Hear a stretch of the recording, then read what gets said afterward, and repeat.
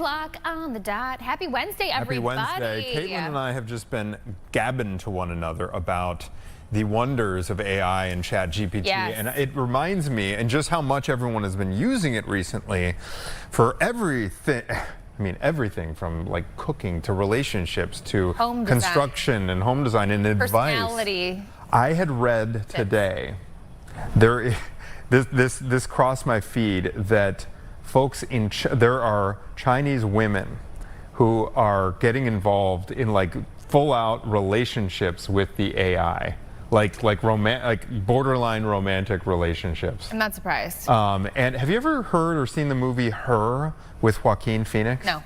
It is so prophetic. It came out at least 10 years ago. It is so good. Scarlett Johansson plays the voice of the AI that Joaquin Phoenix falls in love with in the movie.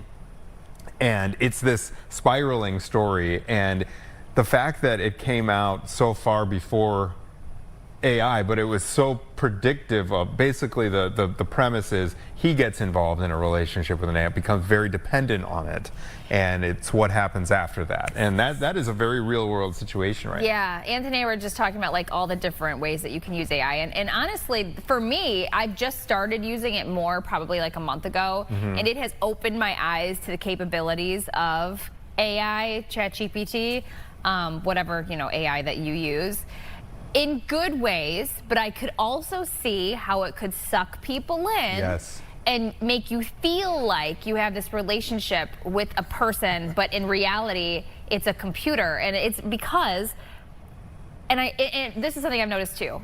I call my ChatGPT a she, like her, she, like she's my girlfriend.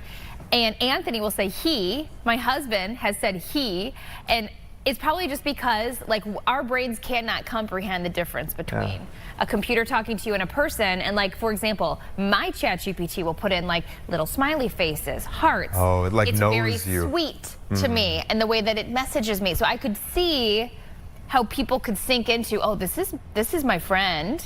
But in reality, there's no person there. It's just a computer. It's a lot of, mathematics behind the scene to come up with what it says to you.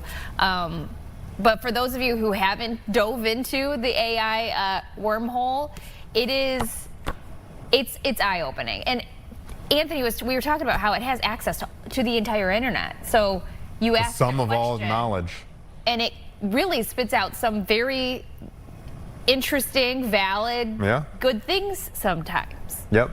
And I was telling you this 80-20 principle that I always apply to it, which I think, and on ChatGPT, I've only ever used ChatGPT, but it always says on the bottom, like, check important info, ChatGPT makes mistakes. But the 80-20 thing is like, I do think it has the capability of getting like 80% of whatever answer you're looking for, but you got to take it home. Like, you got to use that human knowledge to take yourself to the actual finish line. For now, you do. For now. She's just getting started. He's getting started. Yes, yes. All right, we got some cool stuff to talk about this hour. I'm excited about this. I believe, Caitlin teased the Batavia dress giveaway. Yes. I think I did this as a reporter story in its first years. And it is so great because these are expensive items. And they are one-time, for a one-off thing. Yeah. I always think of you poor ladies during wedding season, in our 20s when everyone's getting married, having to buy those. The worst. So those one-off bridesmaids dresses. It's the same color as everybody else, and you wear it one time. You have to get it fitted to your body and all the things. It's too much. This really goes back to the point that I made a couple days ago about how we should just like not dress up like. Oh yeah. I'm sensing a theme with Caitlin Cody because you're just I'm surprised you're in this line of work where we do have to present ourselves. Good point. Because you are the most casual. Yeah, I know. Like off camera, you are the most casual, one of the most casual, like informal people that I've ever come across. Yeah. In a good way. I mean that in a good way, but.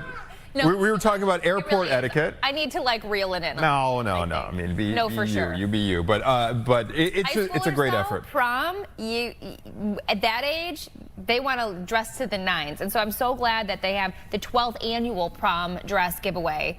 I remember being a teenager getting a prom dress, and I do remember it being expensive. So this is a great opportunity for those that need a prom dress this year to go and shop for one that they want. And I hope that, and we'll talk about this, but like, do you remember what you did with your prom dress afterwards? Did you keep it for posterity, or did you donate it, or how did that work? It stayed to die in my parents' Okay. basement. I think my mom probably gave it away. I have no idea. Got hung up. There definitely should be. I mean, how many Was not worn. hand-me-downs have you used? Wait. No. There's got to be a I take it back. pipeline. I brought it with me to college because I was in a sorority, so we had like, formal stuff, and I wore it in good. college one time. Well, that's then, twice as many times a lot of prom dresses get worn. Absolutely. But it's good that there's a pipeline because, again, they're in brand new condition, presumably. And most people aren't going to wear it more than once. Right. So we're going to break down where you could go to attend this event and what is to be expected. It's fun that we're already talking prom season, too. We're into March. Let's go. It's going to be 70, what? I Is know Saturday? it. Friday. Friday. And then the 60s this weekend. I'm loving where we're at. Warm temperatures, but then we're in the rainy season, the rain and Right. thunderstorms creeping back into the forecast, but we'll take it.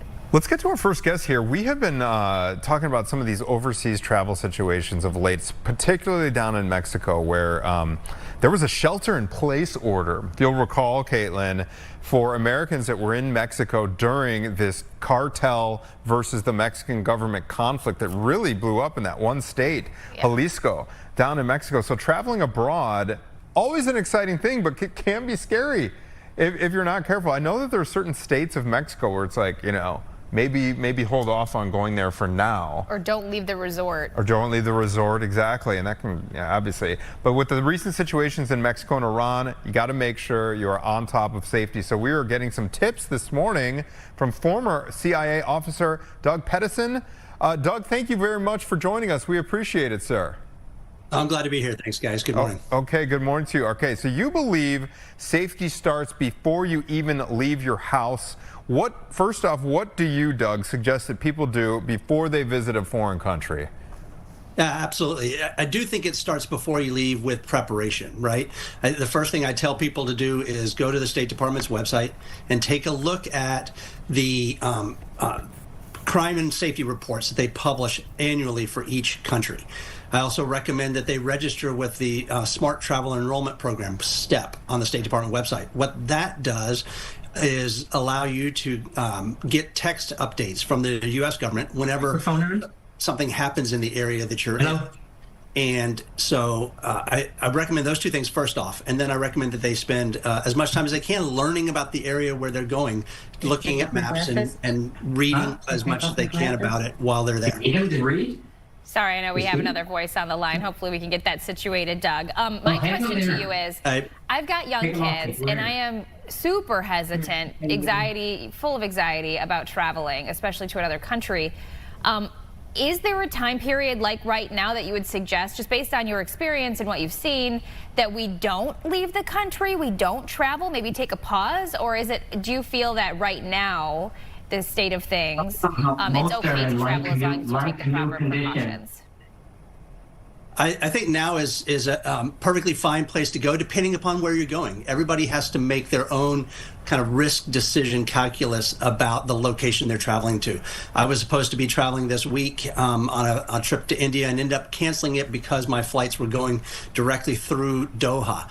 And obviously there's no open airspace there. So I think, looking at that, making your decision, whether you're traveling for business or with your family, looking at the threats that are in the region or in the area, and then making that decision based on what you assess is the level of risk your family or your business are willing to take on. So, I never tell people that now is the wrong time to travel. I tell them that they need to just be more active in thinking about it from their perspective to figure out exactly what makes the most sense for them. Okay, on this pre-planning, you suggest checking, in terms of assessing risk, checking the news and kind of what is happening in the country that you're about to visit. What are some strategies to go ahead and do that? Well, as I mentioned earlier, starting with the State Department's crime and safety report for the country you're going to.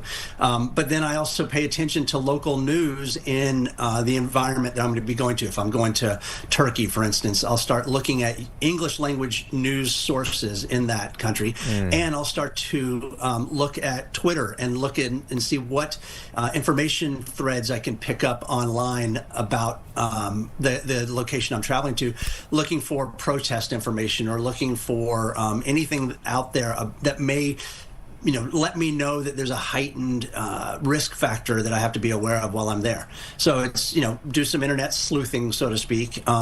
Stay attuned to local news sources on where you're going, and then reading the State Department's crime and safety reports. Those are kind of the three big ones I recommend folks do. But I also look at the other governments' information as well. So I'll go to the British Foreign Affairs and see what they're telling their citizens also. Okay, so for those that maybe don't travel often, going to another country, especially where the language is different, it's intimidating.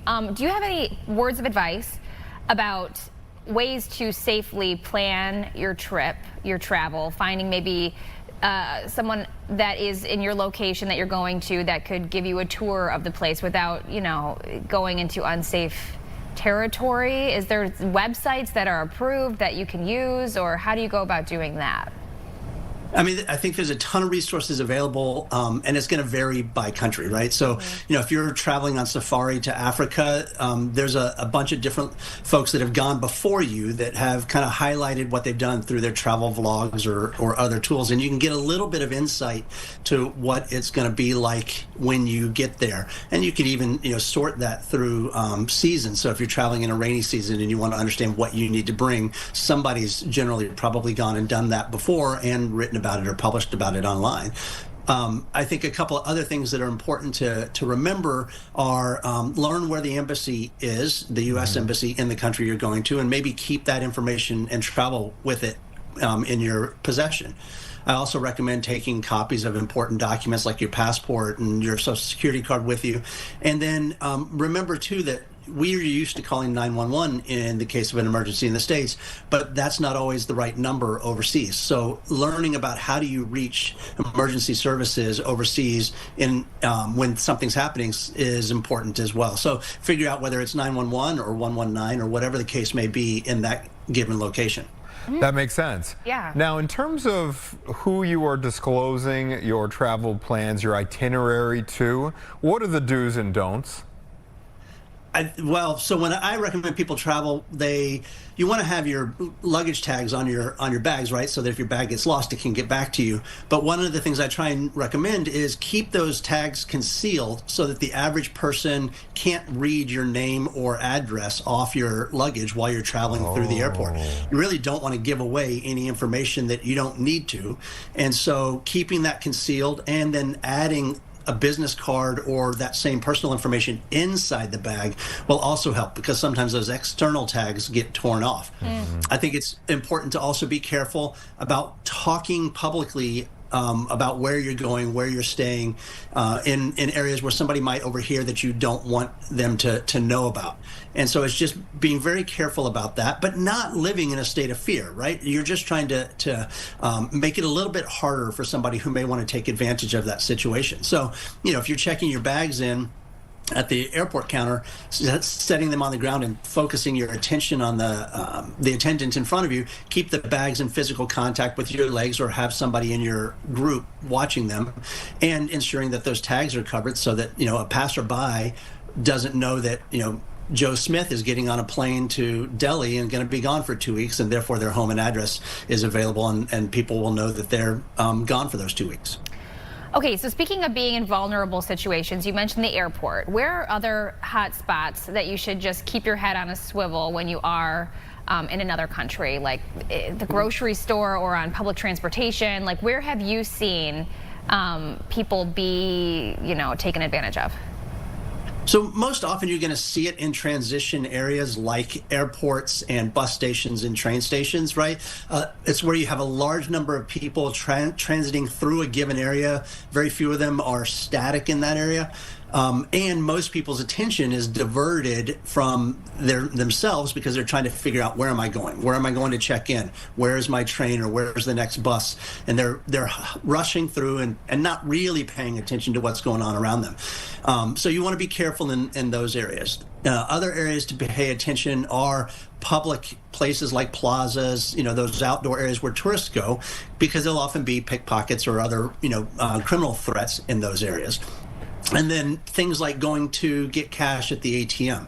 You have risk there where people attempt to distract you while you're in the process of getting cash out of the ATM so that they can either pick up your PIN number or, steal your card or whatever.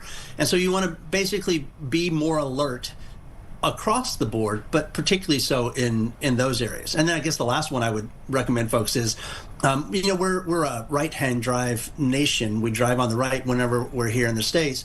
And so you want to recognize when you go to a place like the UK, they drive on the opposite side of the road. And so you are used to looking a certain way when you cross a road at a crosswalk.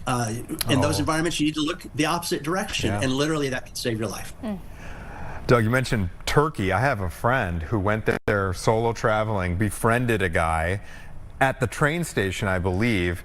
He said he was like the most interesting guy. They wound up like introducing him to his friends. They hung out at a bar for 3 or 4 hours, but later that night, he found himself surrounded by those guys at an ATM, take out money or else. And so he had to withdraw a few $100s, pay these guys in Turkey. And I was like, Ephraim, you're pretty smart. Like, how'd you get into that situation? He's like, this guy was the most interesting, good conversationalist. Like, it just... People are... Yeah, it was wild. And they played the long game and got they drank or whatever. This stuff happens. Okay, you also advise people to dress a certain way when they are traveling to make themselves less vulnerable. Can you give us some parameters there? Sure. I mean, look, we're Americans. We're not going to show up in Europe and automatically fit into Europe. We don't know, we don't have the clothes. We don't walk the same way, et cetera. But what we can do is just make ourselves look a little less noticeable. In the security space, you hear a lot of people talk about be the gray man, so to speak. I think the way I talk about it is a little bit differently. I recommend that people be a zebra among zebras, right? So trying to blend into the environments that you're in by not wearing, so your company's logoed gear while traveling, or there's, a lot of American business people will travel for convenience in terms of how they dress. They don't want to pack their sport coat, so they wear it.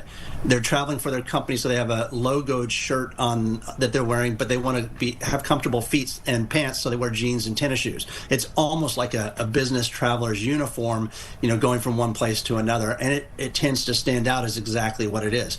So, I think I recommend people look at where they're going, think about what blends in or makes sense for the environment they're going to be in, and then choose things that kind of fit in a little bit better there. Okay, so you mentioned looking the opposite way for when you're traveling, maybe in England, because the cars drive on the other side. You're on the other side of the vehicle. So my question to you is, are there any laws that stick out in your mind that we should be aware of in certain countries that for us here would be totally okay, but you might be breaking a law and getting in legal trouble in another country because that's the last thing that you want to do when you're traveling abroad? Yeah, it's very interesting. We're used to living our way, right? And so, for example, a lot of people will walk around in the United States with a folding pocket knife in their pants pocket, right? Not uncommon. Most of us just use it to open packages, but a lot of us have it. But if you were to go to the UK, that would be illegal to have that on your person over there. And in fact, it could get you into quite a bit of trouble. Similarly, there are over-the-counter medicines that we tend to take for granted that we can go purchase at the drugstore that in other countries are considered controlled substances. Sudafed in Japan is a really good example. And so you want to be very careful when you're traveling with medicines or things that you might think of as tools that other places might think of as weapons, and learning what those are, what's allowed or not allowed in those environments. Do a little bit of research in advance, and that will kind of help you out in the long run. These are really great tips. Former CIA officer Doug Pedersen, thank you so much for joining us and sharing your expertise. We appreciate it. Thank you, guys. It was a great pleasure. Yeah, I never thought about the airport thing where you've got your baggage tags. If you're headed out on an international flight and someone sees your name, your address, hey, this guy lives right here. He's going to be gone for the next 2 weeks on vacation. Go get his ass. To an extent, you know, because like who knows who else is in the house. You know what I mean? Like, well, if you true, turn out, but it's like, okay, well, but there might be other people that are living there. Well, true. At the same time, if you're with your entire family, it's just one of those Something to things keep in the back where of your mind. Yeah. Exactly. Like I would have never, like. It's like how they say don't post it on social media that you're going out of town. Right. Yeah, I know. It's just you feel so vulnerable when you're out of the country. I know. Because like about the breaking the laws thing, if you get stuck in prison or in jail in another country, and there's nothing that you can do. That's the scariest thought. But to your point too, like people can be very sneaky. I mean, you've seen those movies where they could pretend that they're your bestie and then we report all the time on the news these scams where you're like, well, who would even do that? But they're out there. Anthony, this is why I don't leave the house. I know. That's why Caitlin never travels. I go to the house and I come to work. We're gonna lighten things up a little bit when we come back from this break. We're gonna talk about this big prom dress giveaway. Indeed, it is that time of year, and a group out of Batavia is really stepping up. We'll be right back.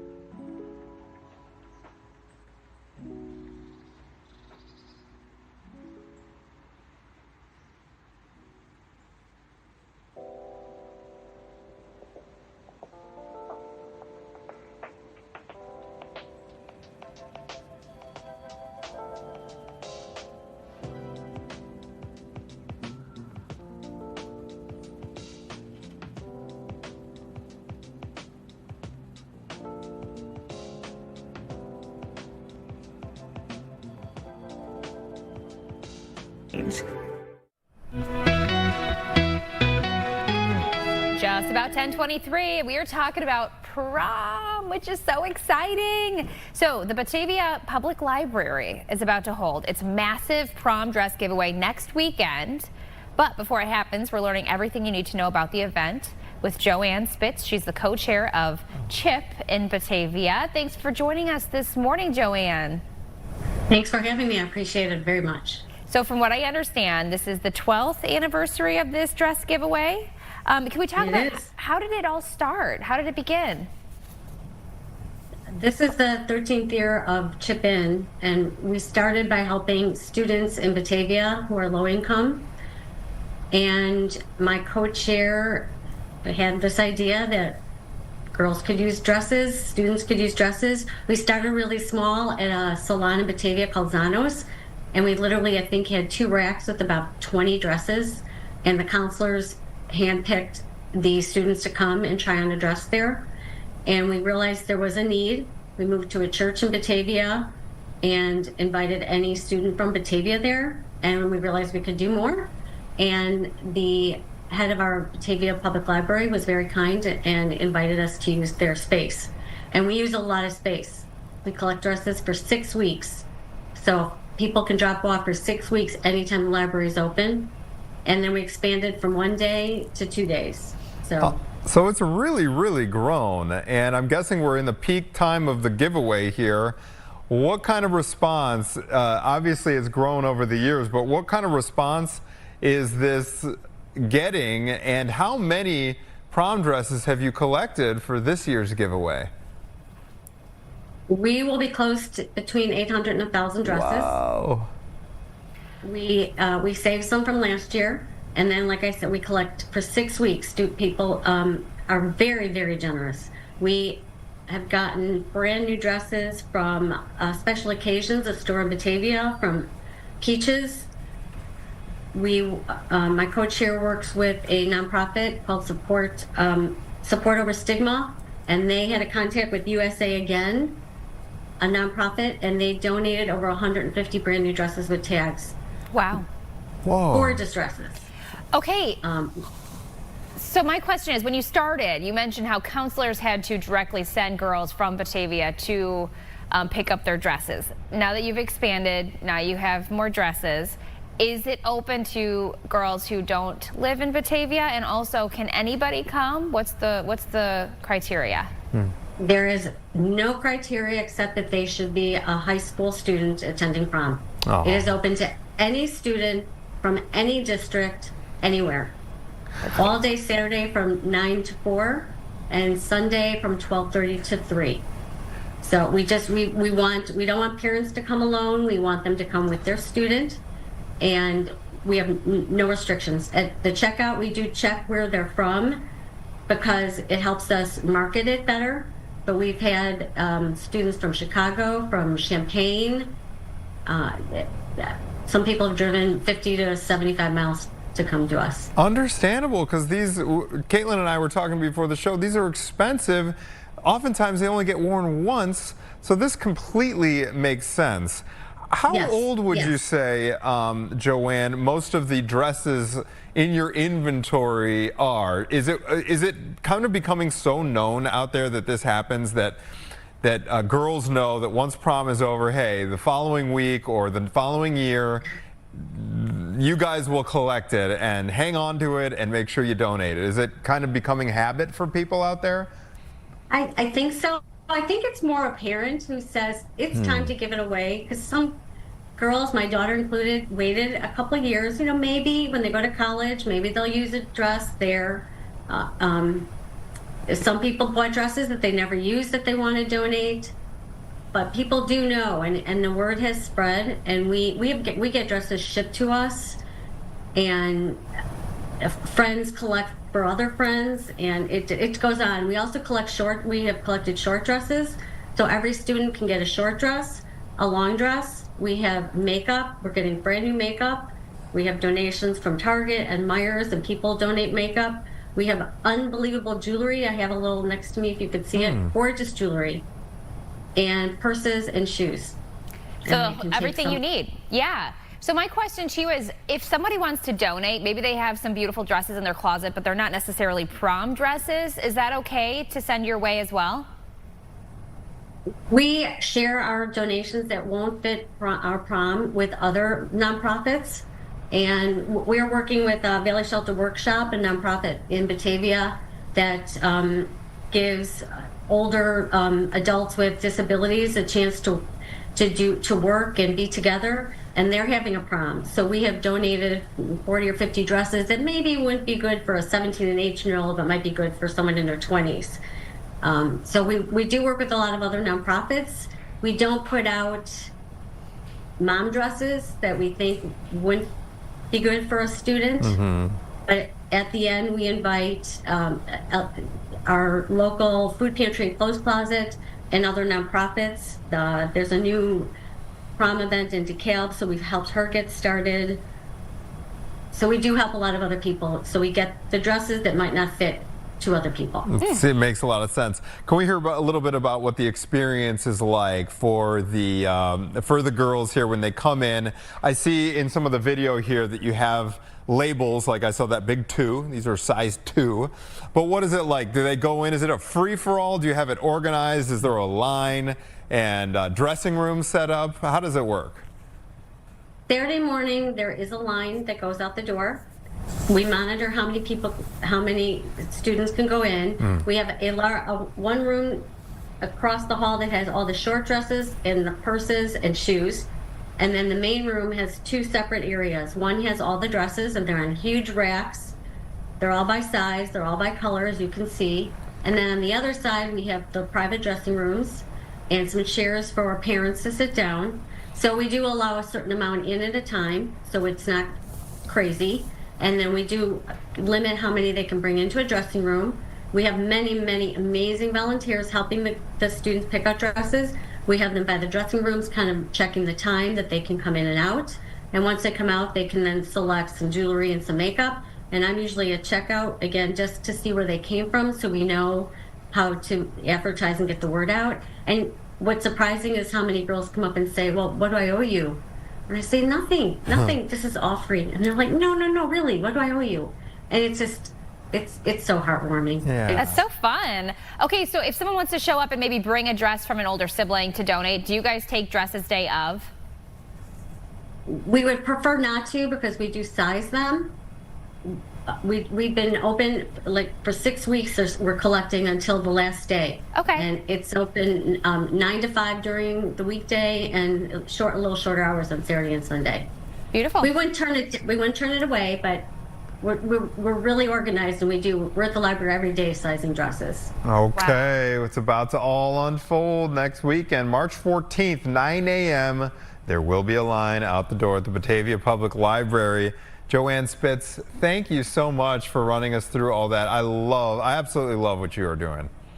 Thank you. It's a lot of fun. We're very excited and a lot of fun. Thank you very much. I hope we can send a reporter out there. Yeah. I hope we can get a camera crew out there to cover the. Okay. It's such a positive story. I just absolutely love it. Joanne, thank you so much. Thank you. All right, we're going to take a quick break. Were you good at grammar in junior high school? Not particularly. Not particularly. What about you? I was decent. I was an English major, so I wouldn't classify myself as like a total stickler for the stuff. But I enjoy, like, a proper placement of an apostrophe. The question he had before we came to do this show makes me question, though, your abilities. I fixate on details at some point, but the reason I ask is the art of good grammar is seemingly being lost because of, grammar check. They don't just have spell check now. They got grammar check. They've had grammar check for a long time, Caitlin. Yeah. But now we got AI. Right. You got a whole essay. You could probably write a novel, like, hey, here's a basic plot, and get a 200-page novel now. True. Anyway, a new documentary is putting a comedic spin on some of the questions people have about grammar. This is called Rebel with a Clause, and we're going to be speaking with the filmmaker and one of the subjects of the film, and a proprietor of a pop-up grammar advice stand. That's good. I'm excited. we get to speak with Brant and Ellen when we come back right after this. Stay with us.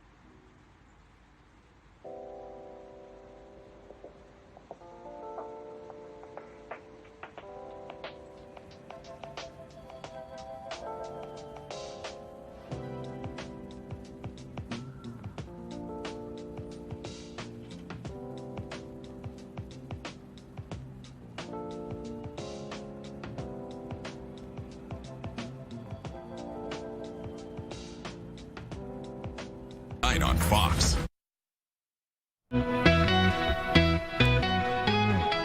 Rebel with a Clause, 10:34, welcome back. So the art of good grammar is seemingly lost, of course, with AI, even the internet, your phone. So a new documentary is putting a comedic spin on some of the questions people have about it, and it's called A Rebel with a Clause. So we're learning more about it with filmmaker Brant Johnson and Ellen Joven, the subject of the film and proprietor of a pop-up grammar advice stand called Grammar Table. Good morning to the both of you. Good morning, Anthony. Hi, Caitlin. And happy National Grammar Day. Oh, it's National Grammar Day. Happy Grammar Day. It is. You better speak properly today. Chicago's birthday and Grammar Day. Okay, so Yes. Ellen, I want to talk to you first because a pop-up grammar advice stand, what is this and how did you come up with the idea? Well, my whole life has really been about words. I've taught writing and grammar. I've been a writer. I've studied lots of languages. And I just thought it would be fun to take, I was increasingly on the computer, as many of us are, and I decided to take my language life and move it to the streets. I absolutely love that. I have more questions about that, but first I want to start with a grammar question of my own. Okay. Okay. And I'm not sure it's a good one, but okay, you know how you're supposed to like put commas around certain things. So like my old coworker, comma, Jim, comma, and then you go on with the sentence? Is that? Okay, first of all, this is a very sophisticated question. And the technical term is we're trying to decide whether that is whether Jim is a restrictive or non-restrictive appositive. So would you? So what do we do there? Again, my old coworker, Jim. I probably would not put commas there because you have multiple old coworkers. Okay. But I can see that there could be a special case depending on the surrounding context. So I'm sorry, it's a little bit of a gray area. Oh, that's a great. Okay, but I was going to add one more twist. Okay, Ellen, and one more twist. If you want to make it possessive, my old coworker, Jim's laptop or something like that, I'm guessing you would go no commas on that. I would definitely go no commas. You are going straight to the hardest core possible stuff. Wow. Well, hey, listen. I want to compliment you and also say that I'm afraid of what's coming next. No. It's not. It's going to get easier from here. But since you have a pop-up grammar correction booth, I thought I'd fire away immediately. Okay, well, I'm impressed already. I thought that was a silly question. I guess this was really a smart question. Well, I already hit on a grammatic gray zone. Anyway. Okay, so let's talk about how we make this funny. A docu-comedy, Brant, on a subject like this that can kind of be a snooze sometimes. How are we making this funny? Well, it was so easy just letting people come up to the table and talk. I had 400 hours of footage from all 50 states, and there were so many interactions that were just hilarious. We just saw a clip there of two men from Decatur, Alabama, who just came to the table for an hour, and the hits just kept coming. So it was easy to find hilarious material. Brant, what were some of the themes that emerged here? You know, I went with a punctuation question for Ellen, but what did you notice with all these hours of footage? Were there themes that emerged that people are consistently confused about or asking Ellen about? Yes, far and away, the most frequently asked question, the topic that was most popular was Oxford comma. Oh, yeah. Do you use it? Do you know what an Oxford comma is? Is that the dot and then the It's the comma before the last and, right? Like, you know, In a list. chocolate, Right. comma, strawberry, comma, and vanilla? Yeah. Or do you hold off on the comma before and vanilla? What would you do? I'd probably put a comma. Put it in. What do you use, Ellen? Are you a fan of the Oxford comma? We've lived both lives, both of us, because when we were working as freelance journalists, most publications don't want it. The Associated Press style leaves it out unless it's necessary for meaning. Okay. You don't need But to now pause there. Right? We put them in. We do. But we don't feel particularly exercised about We don't. it. We use them. Everyone else does. Yeah, but you're not going to die on that hill. Well, speaking of dying on that hill, I can imagine just as a normal person, when I see things that are spelled incorrectly sometimes, it really irks me. Ellen, what is your biggest pet peeve when you're online or you're reading people's posts and you say, that's not how you spell that, or that is incorrect? Actually, I think my pet peeve is when people who are wrong insist they're right anyway. Ooh. Because there are lots of grammar superstitions. For example, this idea that you can't end with a preposition is broadly considered grammar myth by experts, but people get very upset about that. That you can't do But what? you are okay. You're okay with ending a sentence? Yeah, it's like, that's the book I was telling you about is a perfectly fine sentence. I don't need to say that is the book about which I was telling you. I personally would like to have some friends. You are a rebel. You are. I'm getting. You are a grammar rebel. I love this. I love this. There's flexibility. Hold on. I got to ask you this too. 1 or 2 spaces after a period. I mean, I don't know if we really want to give away the movie plot. Oh. But we both put 1. That's what publishers want. Yeah. You're hitting on the hot button. Yes, you Wow, really are. I did not know. I did not know. These are the things that go through my You crazy put mind. 2 spaces after a period? Honestly, for a long time I did, but I think I've morphed into 1 now. Maybe when you I don't know why. paragraph, then you put 2 spaces? I don't know. I don't know what I do when I start a new paragraph, but I know that in high school I put 2 spaces always. You were trying to make it look bigger. Maybe. Like you wrote more than you did. Maybe. Oh, this is so funny. I can love see how this. this would, especially because I'm looking at some of your footage, when 2 people come up at one time, just making each other feel silly for their question, like, come on. I could see how that would be comedic, especially, you know, for sure. best buddies. I've done a lot of grammar, marital grammar conflict resolution, you know, like where the apostrophe should go and that kind of thing. Oh, yeah. So where is all this footage taken? Are we talking like multiple, like all around the country, Brant? All 50 states. We made it to all 50 states. We made it to 47 before COVID hit. And I really wanted the film to have all 50. So after COVID subsided, we made it to the last 3 states of, I'm not going to give it away, but we made it to the final 3 states. So it was all 50 states are in the movie. This is Okay, so fun. Ellen, I gotta know. You said Anthony asked you a really good question. Who, in your opinion, which state had the smartest folks? Ooh. Oh, Illinois. without question, Illinois. Good answer. Good answer. We're a bright bunch here. We're a bright bunch. Ellen, have you been stumped before? Yeah, there are lots of things I don't know, especially if it pertains to things that go more off the grammar path. Like, for example, people ask me about word histories. I don't always know the word history over the last 500 years and how it evolved, that kind of thing. But I'm a looker-upper. I want people to look things up, not just guess and not assume that they remember exactly what they learned in 5th grade English, because we can't, many of us, remember what we had for lunch yesterday. Right. I love that mentality. If someone asks you a question and if you're not sure, hey, I'm not sure, but let me look that up for you and I'll get back to you. That is such a confident answer. Brant, so what's the layout of this documentary? What can we expect? Is it just, you know, clips of the interviews going around the country? Do you have other aspects to add as well?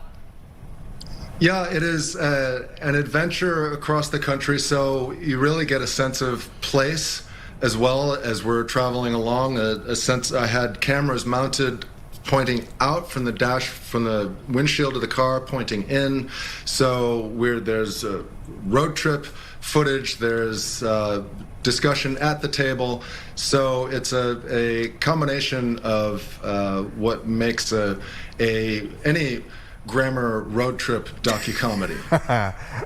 Let's hear about March 8th. Okay, what is happening that day? And if folks are not available, when can they check, and when and how can they check out this documentary? Well, this is a very exciting week for grammar nerds because of the combination of National Grammar Day and National Proofreading Day just 4 days later. So March 8th, National Proofreading Day. A lot of word nerds are going to be congregating to visit the grammar table before the movie to get their grammar questions resolved. We're going to show the movie. We're going to do a Q&A and answer more questions. And then there's going to be a book signing of my book, which also is called Rebel with a Clause. And that is at Wayfarer Theaters in Highland Park. Sorry. In Highland Park. So fun. Oh my God. Yes. That's up in my neck of the Yes, and we're going woods. to be at both shows. There are 2 shows. We're going to be at both of them. So it will be a grammar ganza. A Grammerganza, yes indeed. Hashtag Grammerganza. Okay, but is there going to be a way for folks to check out the film, Brant, if they can't be at the theater down the road at all? Well, down the road, and not so far down the road either, we'll have virtual screenings, which you can go to our website, rebelwithaclause.com, to check out. And further down the line, perhaps a more broadly available online sort of experience for folks. But also, if you're a teacher or educator, we're just starting educational distribution, so licensing to schools, classrooms, universities, colleges, so that we've been getting lots and lots of inquiries, as you can imagine, from teachers who come to the show and want to bring their schools. But we're also just crisscrossing the Midwest all the time, so there we have a screenings page on our website, and people should go there and look to see where we're going to be next. We're constantly adding stuff. Very, very cool. I'm not sure if I'm going to be out of bounds because we're out of time here, but I have a pronunciation question. I don't know if you do pronunciation advice, Ellen, but while I have you on the line, do you say prestigious or do you say prestigious? I say prestigious, don't I? I would say prestigious. Prestigious.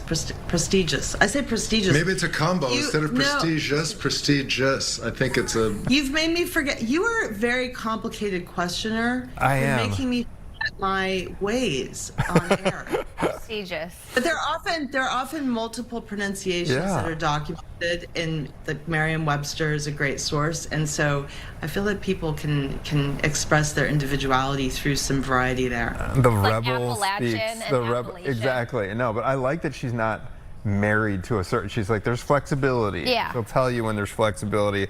Brant Johnson, Ellen Joven, thank you so much for joining us. I can't wait to check out the film, and we wish you best of luck. Thank you so much. Thank you so much. Thank you, Anthony. Thank you, Caitlin. Bye, Loved it. Thank you. All right, we're going to take a quick break. Crayon or crayon? Crayon. Have you ever met someone from Minnesota and they say wagon? No. Oh, man. Natalie Baumke, what does she say? That's She says a bunch of things that are funny. One of them is instead of room, she says room. Instead of roof, rough. she says roof. Rough. Bag. Bagel. Do you say anything weird? Maggie says escape. My wife says escape. I say crayon instead of crayon. I say crayon. That's wrong, like though, probably. C-R-A-N, Exactly. crayon. That's a Midwest thing, I think. Yeah. Yeah. And then I always make fun of my mom for saying wheat. White. Weather. Well, I love that this is the week to hash these issues out. Like National Grammar Day, and then what'd you say it was, a punctuation day or something? I don't know. Later. Yeah. We're going to take a quick break, but hey, luxury handbags. Yes. Do you have any luxury handbags? What do you Cody? think? I'm guessing no. Someone in my sphere, I'm not going to name names, apparently has a $5,000 handbag. I could probably guess who it is. I'm not going to name names. It's someone in my sphere. I don't know what that means. Like in your family? It's your wife. No. Oh. I would not allow. No, that would be very much trouble. Okay, we have a very fun pop-up event if you are in the market for a luxury handbag or an accessory line. This is a sweet story. Okay, yeah, it's very, very sweet. We'll be back with that right after this.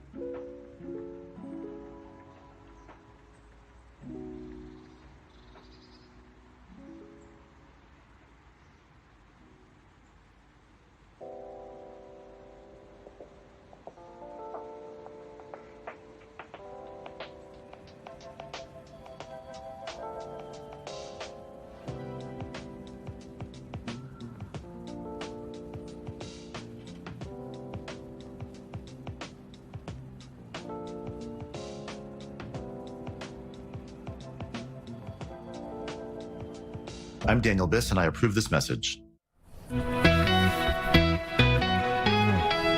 Welcome back. It is just about 10:51. So a luxury handbag and accessories line based right here in Chicago is carrying on the legacy of its founder and designer through a good cause. Meg Music Makeley started her brand Music before sadly passing away from a difficult battle with glioblastoma brain cancer. So now her husband and daughter, Georgia Makeley Schrader, are running the business, and they're hosting a special pop-up event next week. So Georgia is joining us this morning over Zoom to tell us more about it. Good morning to you, Georgia. Good morning. Thank you so much for having me. I'm excited to chat with you both. Let's talk about your mama. So when did she start this brand? How did she start this brand? Was it her passion? Tell us everything. My mom is a lifelong creative. Ever since I've been little, she's been involved in the arts in some way. She was a dance teacher, a dancer. She created a line called rock music back in the day, which was sold here in Chicago area, made out of vintage vinyl records, made out of albums. She made album cover bags. And then about 10, 12 years ago, she's launched Music, which is her luxury handbag and accessories line, made of salvaged exotic skins and leathers. She's also a hat maker. She's a fourth generation milliner. And so she created this line as a real extension of kind of all of her different, decades and of her artistry. So she also made shoes. She was a cobbler. And this was really the culmination of all of her years of creativity. And so that's where we landed with Music. And since her passing, which was just in October of this year, my dad and sister and I have really been trying our best to carry on her legacy. And you are doing, I'm looking at the products here. They're absolutely stunning. These are works of art. And so tell us how you are kind of carrying on the legacy, and tell us about how she came up with these ideas. It looks so diverse, like no bag looks alike. Yes, it is hard for us to carry on her amazing legacy because she was just this creative, mad woman. Everything originally was handmade, and so she would make every handbag from scratch. She ended up finding amazing local manufacturers to help her support and kind of upscale the business over the years. But every hat was made completely by hand. So my dad and I and my sister, it's a little bit more challenging because we don't have those creative genius, genes in us necessarily. But my father's taken up learning how to do hat making. And really what's been so special is seeing the community that's loved her so many years. She did a million trade shows here in the Chicagoland area. She did the One of a Kind show every year. She had her own store in Wilmette. So all of these customers and friends that she's made over the years have been, reaching out to us and wanting to buy more of her products to really, memorialize her and her creative spirit. So we've kind of said, hey, okay, let's give this a try. We've been hosting pop-ups here in the city and in the suburbs for us to be able to connect with her customer base. And we're learning how to make some of these ourselves, working with the manufacturers, hopefully to produce some more as well in the future.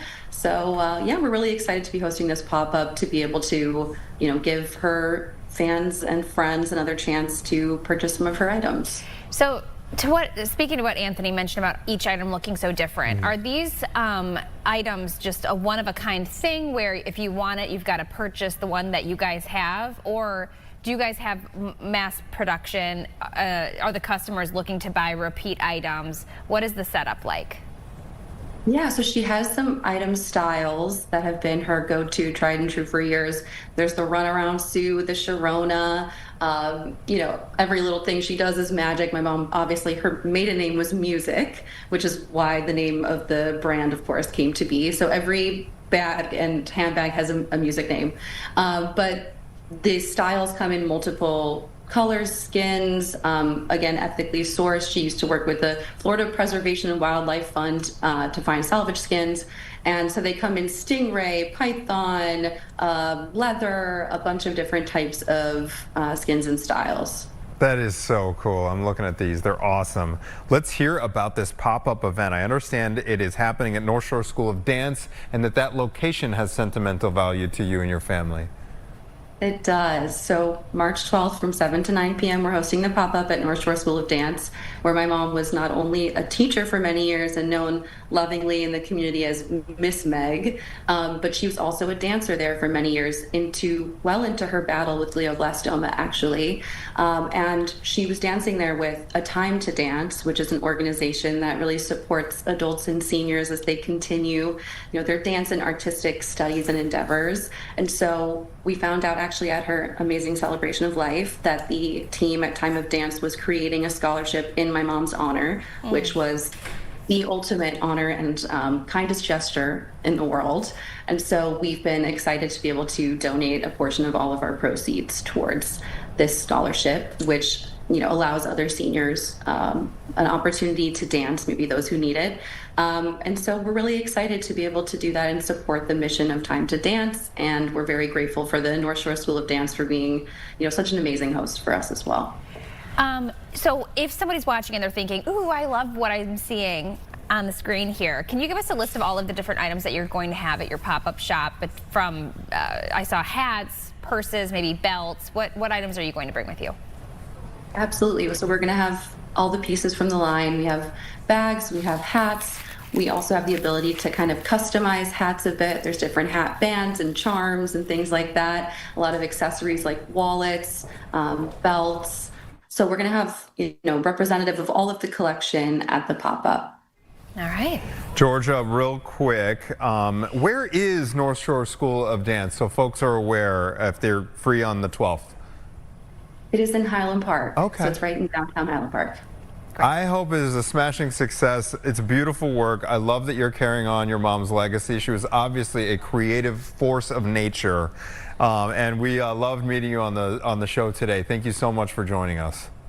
Thank you so much for having me. I really appreciate it. Yeah, absolutely. All right, we have a very fun hour of Chicago Now coming up. After we sign off, we have Gabby and Tia right here, waiting in the wings here. Hope you're having a great Wednesday, and we'll be right back with more Chicago Now after this.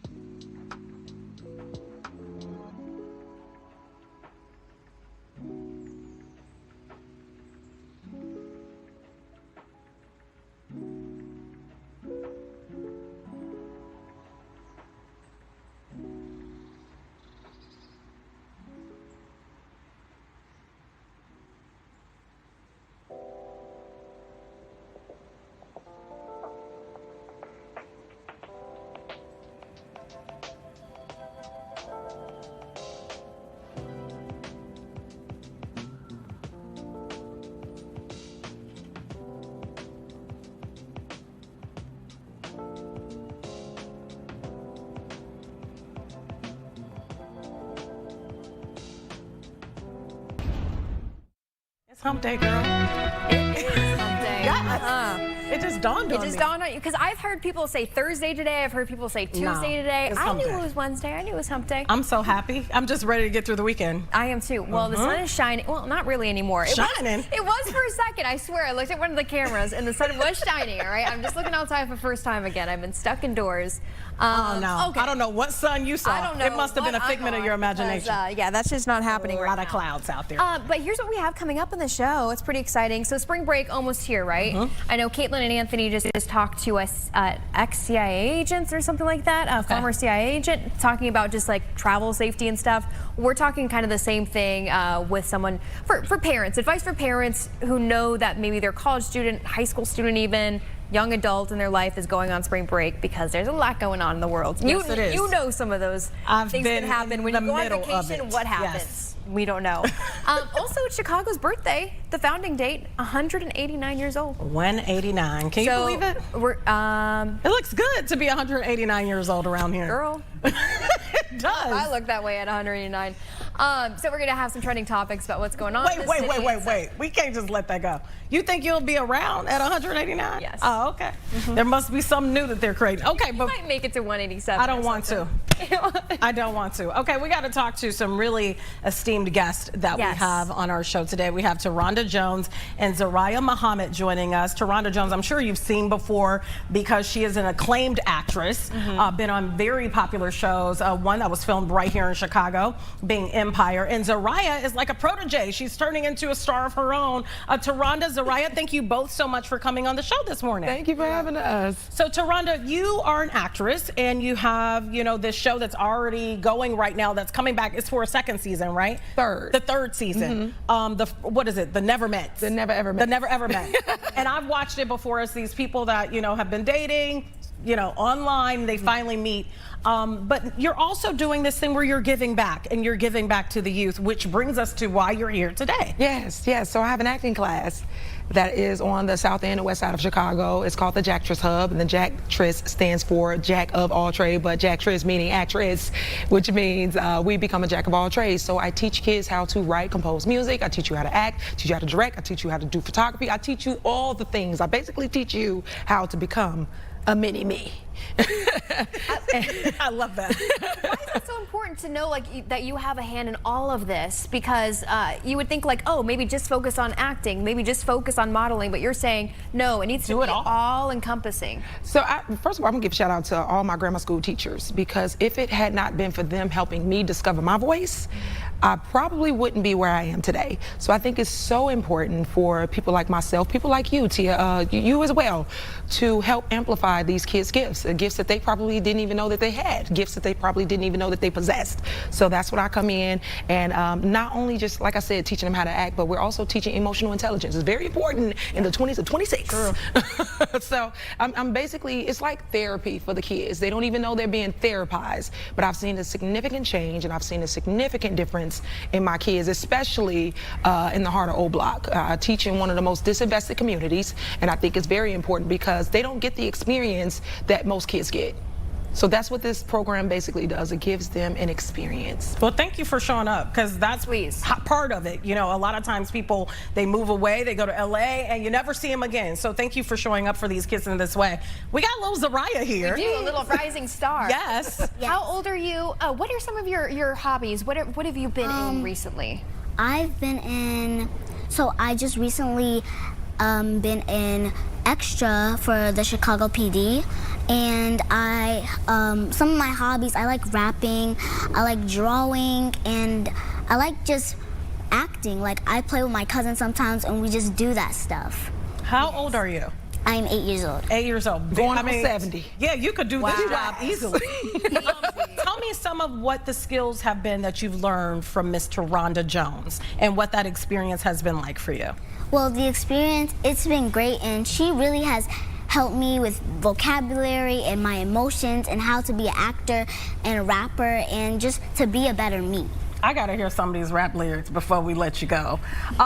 I want to go back to you, Taronda, because, you know, like we said, it is so important to do this in the community. You're not just doing it on the south side, you're doing it on the west side. We're looking at some video right now. Tell us about what we're seeing in this video. So what was that? We have a film studio here in Chicago outside of CineSpace. It's called OBE Studios. It's by our fearless leader, Barry Brewer, who is a director, who is also a jack of all trades. He's a man of many talents, but he has a small film studio, and he allows us to come, and he lends his space to us.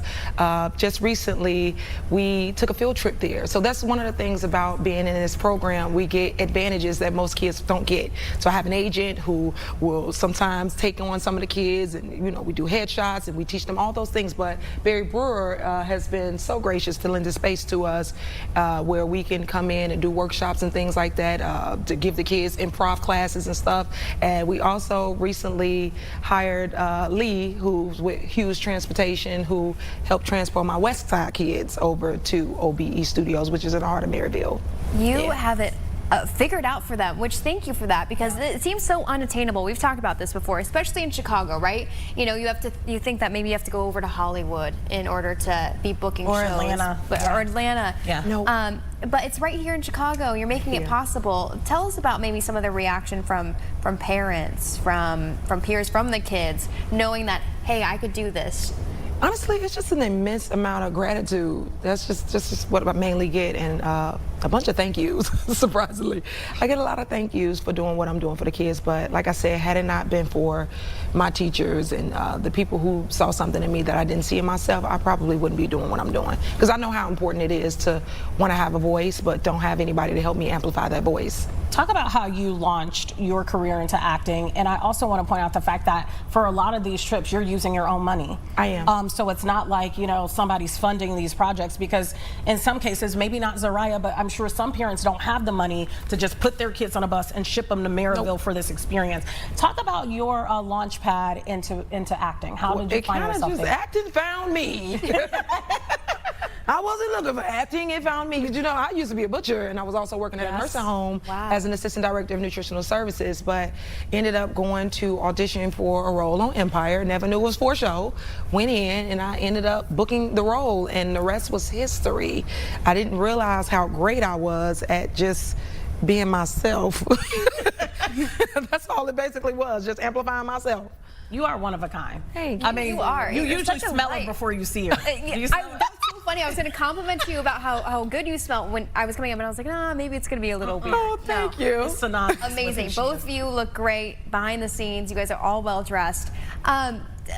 Let's talk about also just some of the experience. Like once they get there, you know, what are these classes like? Are they, you know, is it one day's dedicated to music, one day's dedicated to just acting? Walk us through. We try to do 1 month worth of something, whether it's just strictly acting, whether it's strictly music, whether it's strictly poetry, whether it's strictly learning emotional intelligence. I think my students' favorite thing to do is pull the emotions out of the bucket, and they have to improv what that emotion is. And one of the beautiful things I love to do, because a lot of us, even as adults, we don't really know how to express ourselves. How do you feel? I feel, outside of just feeling, I feel sad. What's another word substitute for sad? What's an alternative word for sadness? So that when these kids do come around, we can actually understand what they're trying to tell us. Because I feel like there's a communication barrier between adults and kids when they're trying to tell us or express how they feel, but they don't really know how. So I teach them how, and I think one of our favorite activities is emotion digging.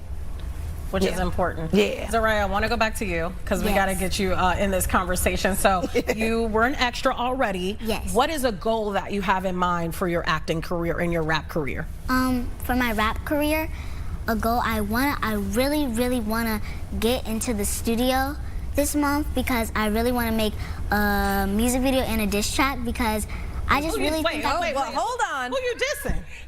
Who you going after? Well, it's a lot, because my Break it down. I wanna hear the list. Because my cousin, she likes to rap like me, so I wanna like do like a little like with me and my cousin. So you kind of go back and forth. Yeah. Dissing each other. Yeah. You guys have it planned already? Well, we're thinking about it. Okay. And do you write your own lyrics? Yes. And Taronda, you rap too. I do. So did you help to fuel some of this with Zariah? No, Zariah already had this hidden talent. Okay. We just, like I said, we just amplify it. Zariah is full of surprises, because of this track, excuse me, ma'am. Right, I was not expecting Taronda's hearing of it. So Zariah, do you already have a rap that you know off the top of your head?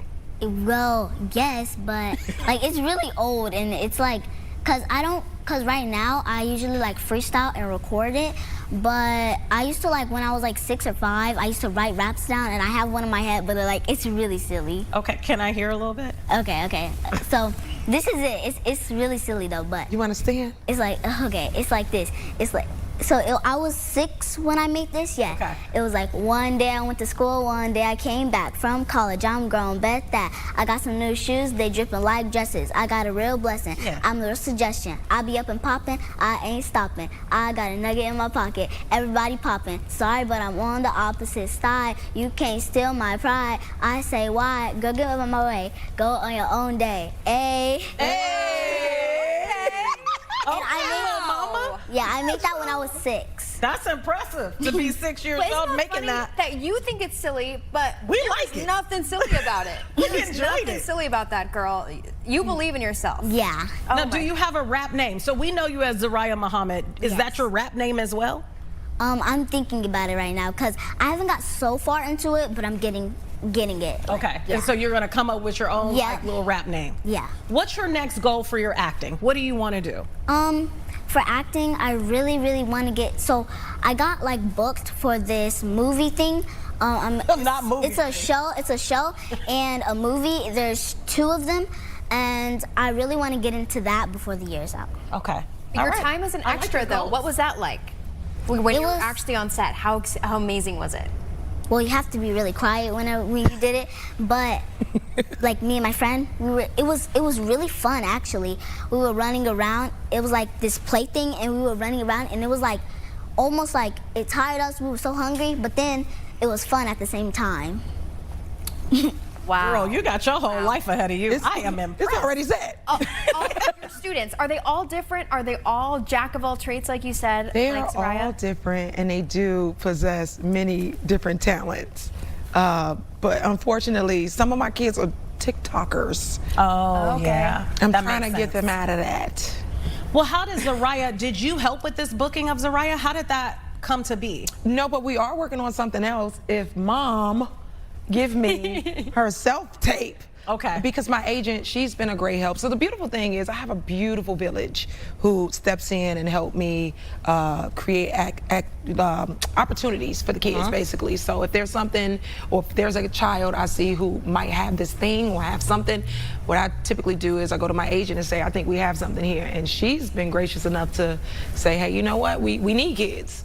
Because she's always getting stuff from Disney and things like that. So we're currently pushing something. Which Mom, What is it that make sure she get us a self-tape. Being that you're in this environment, like, what is it that you see? Like, when you see somebody and you can see that there's talent there, maybe in some cases they don't even see it within themselves. What do you see that maybe sometimes that person, that child, doesn't even see in themselves yet? Typically, it's a light, right? Typically, it's a light, and then the other thing outside the light is just a gift. It's a beautiful talent that is there, and I think once we crack the shell, crack them open to make sure that they know that this gift is something, they bust out. So one of the main things, like, we teach confidence. That's the first lesson I teach students. The kids walk through the door. I need you to know who you are and who you are, and when they do that, it's take off. Zariah knows. Turn around. I want people to see the back of your jacket. Because she knows exactly whose she is. Can Yes, you guys yes. see that? God did it. That's exactly right. Brought you this far, and you're going to go even further. It's very evident that you're a star, 100%. So Rhonda, Yes. how many kids do you have in the program right now? And what do you see it as, you know, like maybe 2, 5, 10, 20 years from now? It sounds like a school, if you ask me. Oh, Jesus. It does. I don't know about all that. I currently have about, from the west side and south side, about 75 kids. Woo, wow. Now, during the summer, I have a good 300 kids during the summer, because we do a summer program.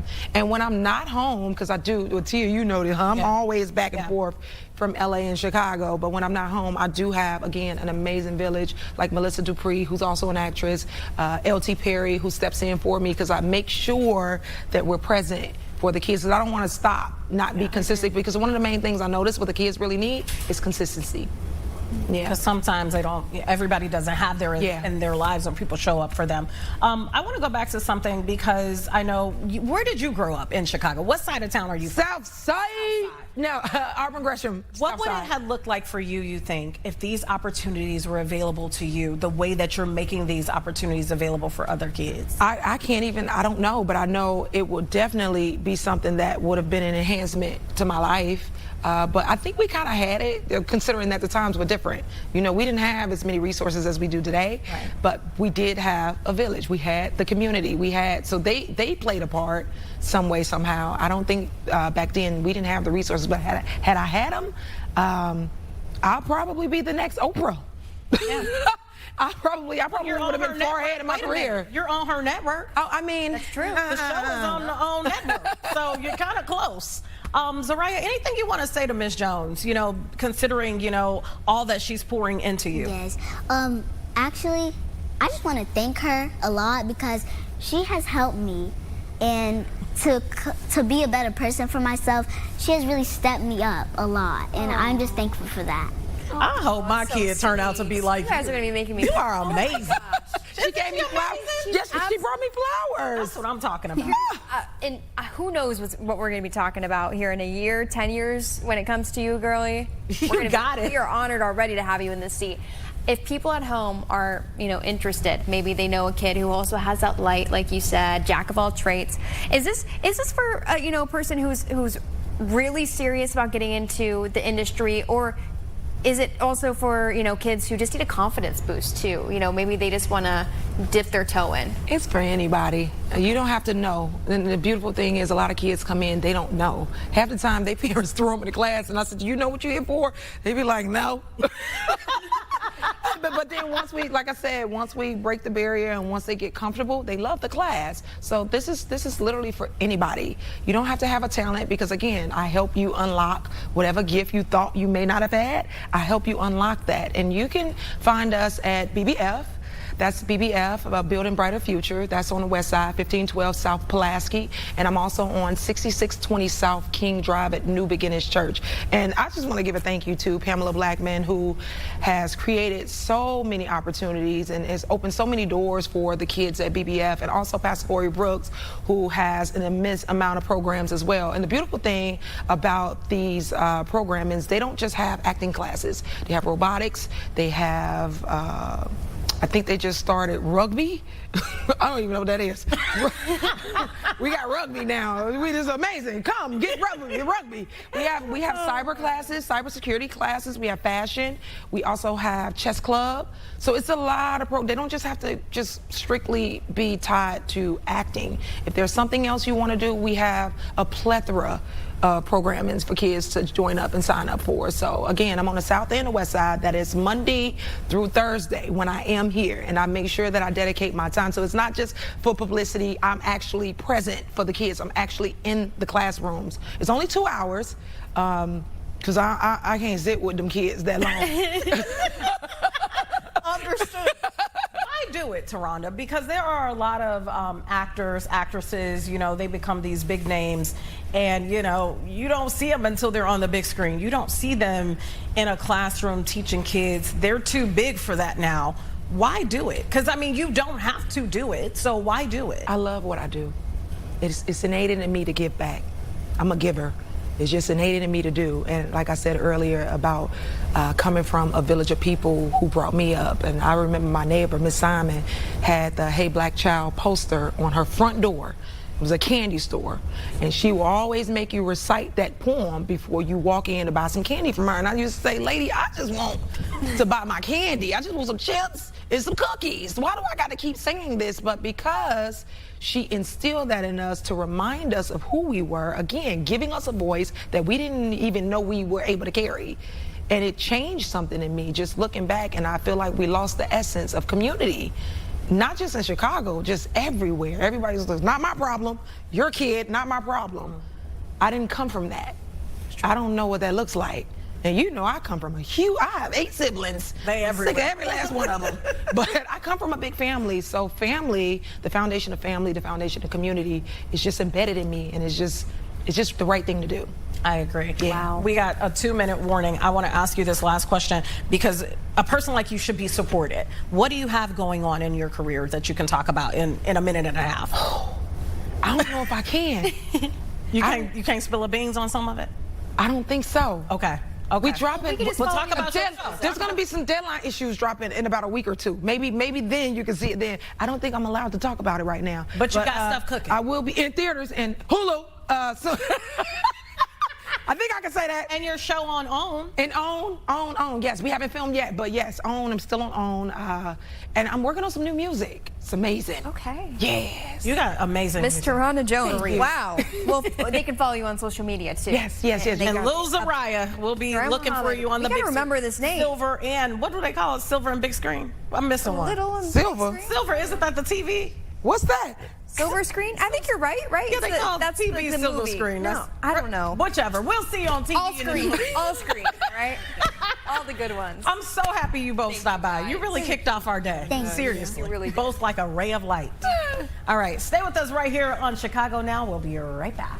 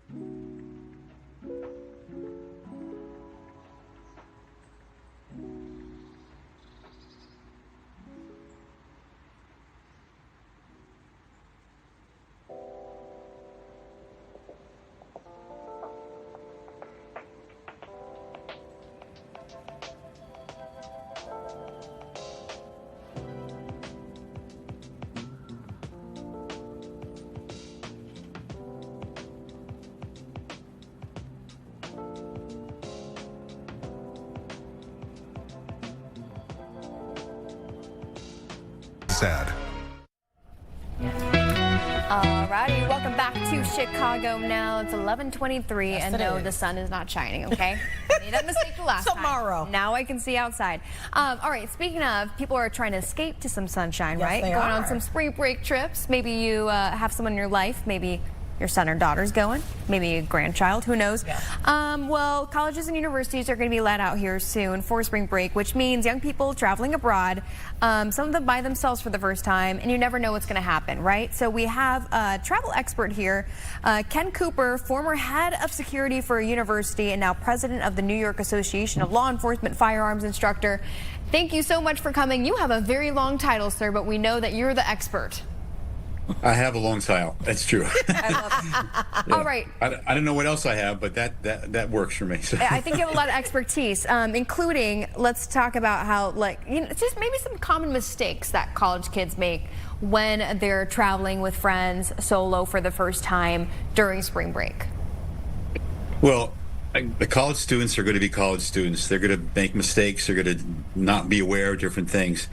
So let's go back to let's start with the parents. How about we start with them? And, a college student has, and we all have body armor, right? We all because we have training, we have good parenting skills, we have a lot of different things that protect us against the world, which could be a very unsafe place. So the parents really need to sit down with their college students that are going to a nice, beautiful place and to blow off some steam. And so the parents need to do a couple of things. Let me give you those recommendations from my opinion first.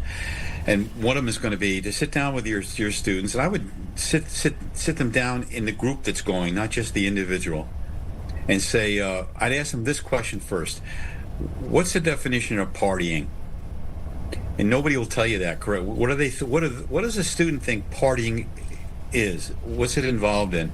Is it just drinking? What is it? Get an idea of what you're dealing with. And I would sit down with the students, and I would have them watch a video. There's a young woman, Brittany Drexel, Drexl, and she was from Rochester, 17 years old, went to Myrtle Beach, and never came home. And there's a video about that, what happened to her. And I would have my students, if I had children, and thank God I'll never have any, it's better for society, but I'd sit them down and make them watch that show, that video. It's on YouTube, Brittany Drexel, and that will give them some education that they really need to have before they go to spring break. And then I'd have them talk about an action plan. My opinion is that the safety is in numbers, and if they're going to go down with a group of individuals, that's great. Form a SWAT team. Call it what you want, but let's call it a SWAT team. A team that is going to protect each other in an uncontrolled circumstance. And they're going to be headed to a very uncontrolled circumstance. There's not going to be anybody watching over their shoulders. So they have to work on a team effort to protect each other. They have designated drivers when they drive. How about something like that when they're in a group, in a nightclub at age 20? And I think the drinking age in most states now is 21, if I'm not mistaken. They're going to be young people, and they're going to be allowed to do things and that they wouldn't be allowed to do normally. And somebody has to be an we call an overwatch. In the military, it's somebody that protects the troops with a sniper gun. Well, we need an overwatch when we're out there and we're doing psychoactives, whether it's alcohol or some other type of intoxicant, where they may not be thinking correctly.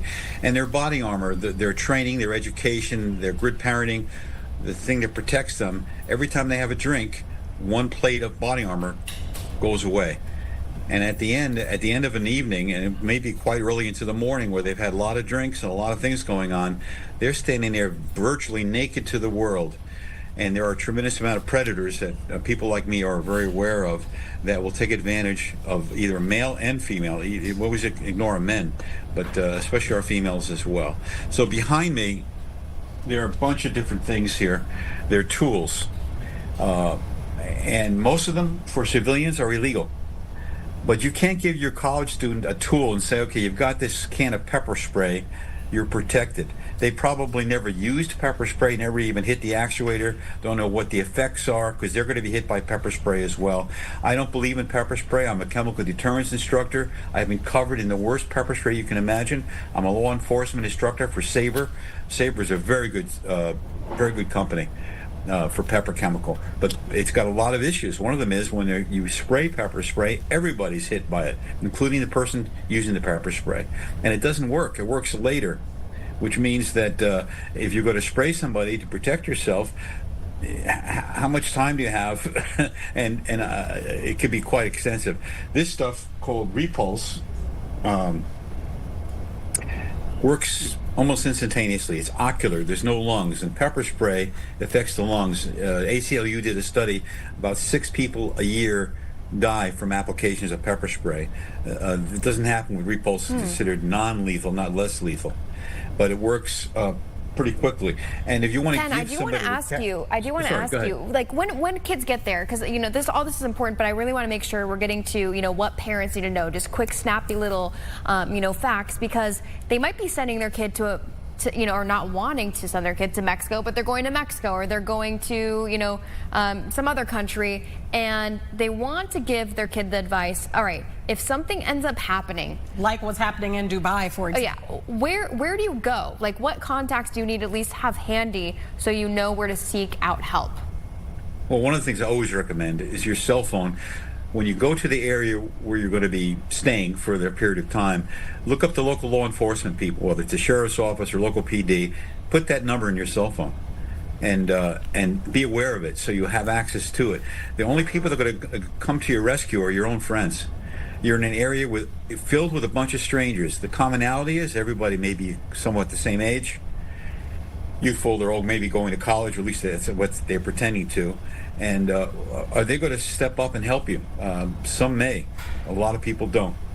It's a bad, interesting world we're living in now. So who do you depend on?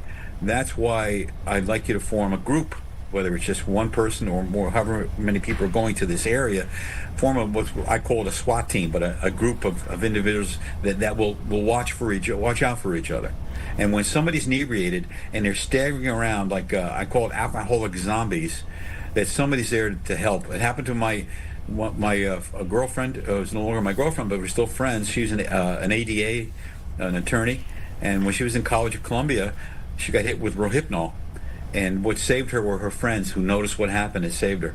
It took her a week to recover from the drug, by the way. Ken, I want to ask. So it does happen. It happens all the time. So, what do you do? Who do you reach out to? The preparation for spring break starts let's say you're driving to spring break.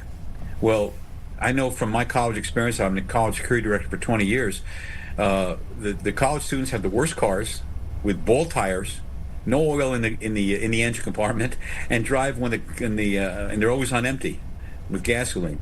You don't want to break down going to spring break. That's a very bad thing to do. That's first of all. Ken, I want to ask you this real quick, because I know there's been circumstances where young ladies especially have gone on spring break. They never came home. I know one case where, the phone was found in the water, for example. What are some tracking devices that parents can use beyond a cell phone so that they can kind of know where their child is at all times? Or even like a panic button? They have technology that can tell you where your student is, but does it protect the student? The answer is no. Maybe a parent could direct them. My daughter's been missing for 24 hours. Find her. Not good enough. Not good enough. It starts with the student who isn't smart enough to realize it's an unsafe world and makes preparations and is willing to have a good time with certain restrictions that are very reasonable. And that's what has to happen. They have devices. They'll give you a device like this thing here. They call this a hand grenade. You pull the pin, makes a loud noise. It's baloney. It doesn't protect you. It doesn't do anything. And they sell other things. They sell devices like this. Now it's on TikTok. And I don't know if you can hear this or not. It sounds like a gun. Yeah. Like that's going to scare away a bad person that has a real gun. Yeah. All it's going to do is get you killed. There's so much out there that they try to give young people and students, and parents have to be aware of this stuff because they're giving the advice to the person going to spring break. So who do you reach out to? First of all, you don't go down a dark alley at night, right? How about in a place you've never been to before? You don't know where the dark alleys are. And Natalie Holloway, a very famous case that happened in Aruba, that was 2005. She met a really good-looking guy who's very wealthy. His father basically ran the island. He killed her. He murdered her. So what are the bad people? What's a bad person? Does he look like me? Or look like Bluto from Popeye? Or does he look like a nice-looking young man? Or whatever? And who do you trust? So the idea is awareness and preparedness. It's not paranoia. You have to be aware of these issues and not be and use common sense. That's one of the biggest issues. It's good advice. Yeah, getting that maybe friend group all together if they are going with other people, and you suggest they do. Ken Cooper, thank you so much for joining us. We appreciate it. We don't want to discourage spring break altogether. Just be smart about it. You got it. Thank you for joining us. Absolutely. All right, after this break, we're going to have some trending topics, including Harry Styles kind of shaking things up here in Chicago. We'll be right back.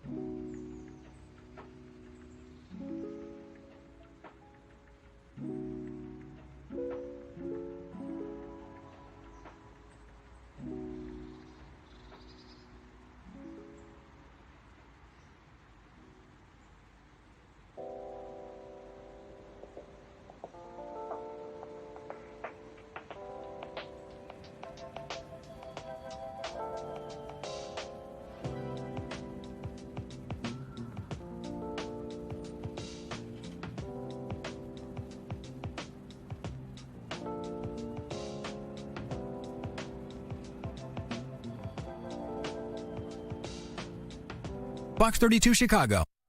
Welcome back to Chicago Now. We got to talk about some stuff that's been trending on social media. This one has a lot of people asking a lot of questions. A lot of people probably be lined up for this too. You know what I'm learning? Like, if you're a fan of Harry Styles, you are a fan of Harry Styles. You know, actually, I should say I am a fan, but I'm not like all in. Can I have Maybe an I will honest be. moment right now? Sure. I've heard the name, but I could not place Harry Styles in a lineup. So if I gave you like 5 men, if I gave you 5 men, you wouldn't be able to guess. If you guys pull up a picture right now, a couple pictures, I think I could figure out who Harry Styles is, but I'm not 100% certain. Okay, well, yeah, you don't even have to worry about this though. But if you are a fan of Harry Styles, or you know someone who's like all in on Harry Styles, there's a new pop-up shop that's coming to Chicago. It's coming on Friday, and here's the graphic for it. It's coming to Chicago, LA, Miami, Atlanta. Everyone's getting in on it. Countries, yeah. And I was like, oh, well, maybe he'll show up, you know, but there's a lot of places on that list. So who knows? But apparently there's a cryptic post on Instagram from Harry Styles' team saying there's going to be a pop-up store opening in Chicago, and that's what's got people's attention. It's the same day as the release of his new album, Kiss All the Time, period, disco, comma, occasionally. Okay. Kiss All the Time, disco, occasionally. What's one of his songs? That's an interesting name. Do you have one of his songs that you could think of right now? He was in One Direction, Tia. Oh yeah, the kid from One Direction. Yeah, he had the shaggy hair, right?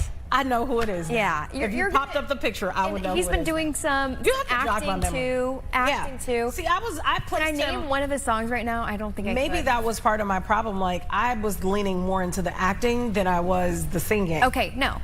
One Direction. Yeah, okay. Now I know who we're talking about with the shaggy hair, yeah. And so they said that more details would be here to come. Okay, so wait, I gotta guess which one it is.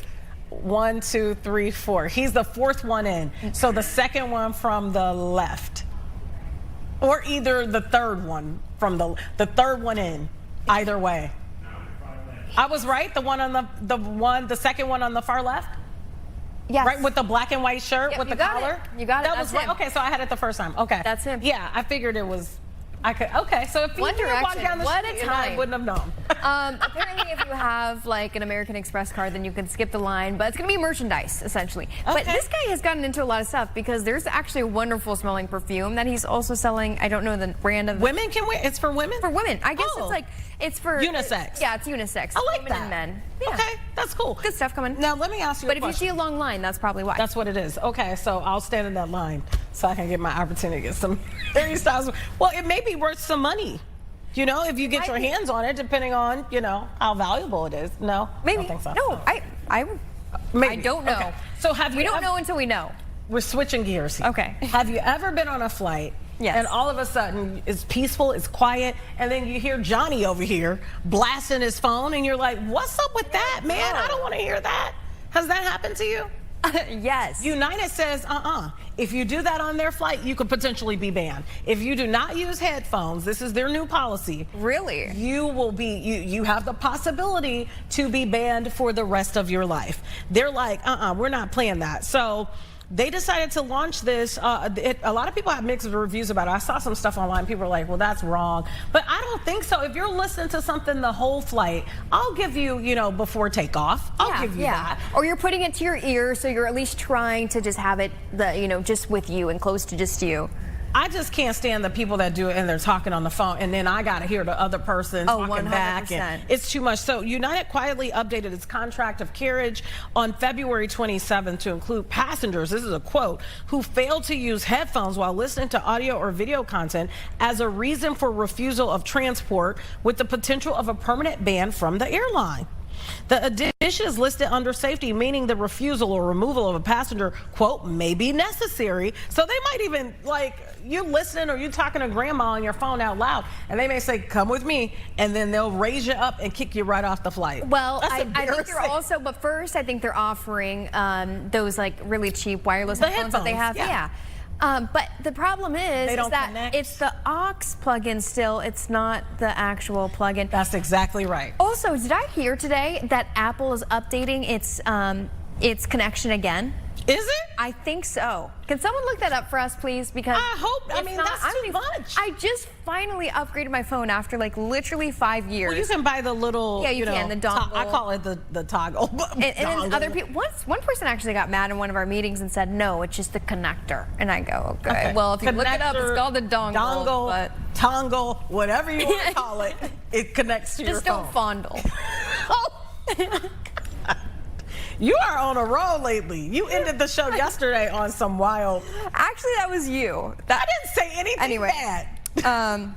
I said, when was the last time you got a spanking? That's a good question. If you're telling me you got a spanking as a teenager, my question was, at the time, had you gotten a spanking again as a teenager? You went left with the question, not me.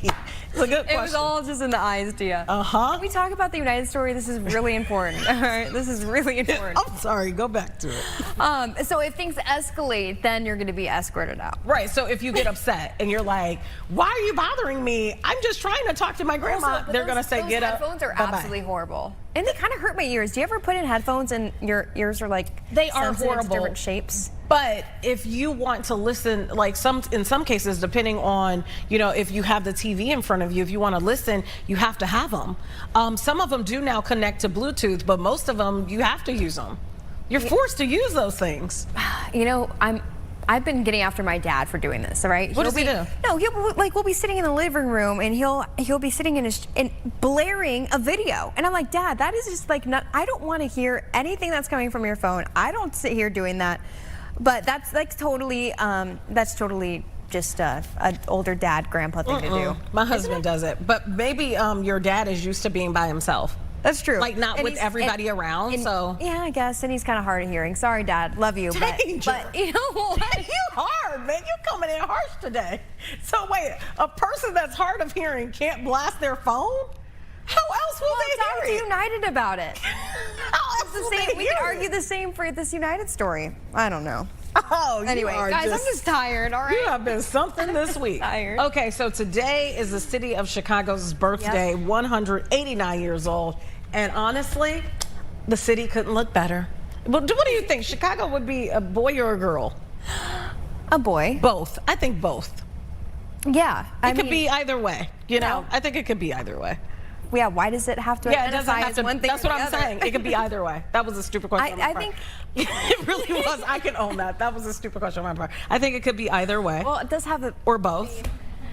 Yeah, there's the bean, which is absolutely beautiful in the city of Chicago. Here's something interesting. Quit laughing.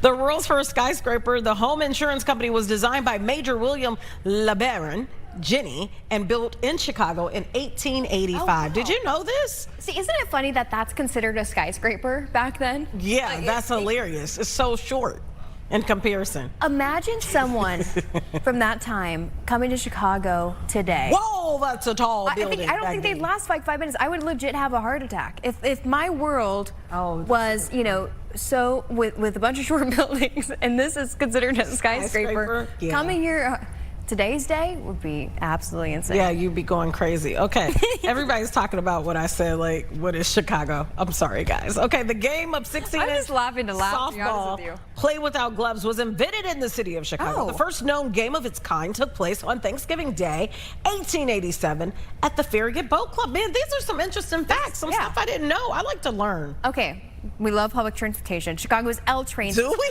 was the first I'm like, I'm slap happy. I like getting on public transportation to sightsee. Honestly, to people watch. Because you see some crazy stuff on public transportation. You do. Man, I know. I used to catch, check this out, Gabby. I used to catch the CTA bus, a train, and another CTA bus to get to school every day. Wow. That is why I ended up starting a business to drive my car. That's true. Yeah, that's because I couldn't take it anymore. Like, forget this. I'm going to bring some friends with it. I'm going to charge them. Okay, go ahead. I'm sorry. I interrupted about the whole. Chicago's L train system, we're looking at the beautiful video here, was the first elevated railway in the United States, debuting in 1892. Like, all right, first elevated. They're replacing some of them parts. That's a long time ago. Well, the State and Lake they're replacing right now, and what was it, like 120 years old or something like that, the platform, so.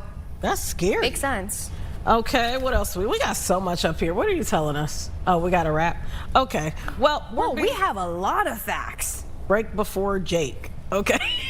It's right there on my card. All right, we're done with all the facts. There's so many. We couldn't get to them all. No pun intended. By the time we got anyways, yeah.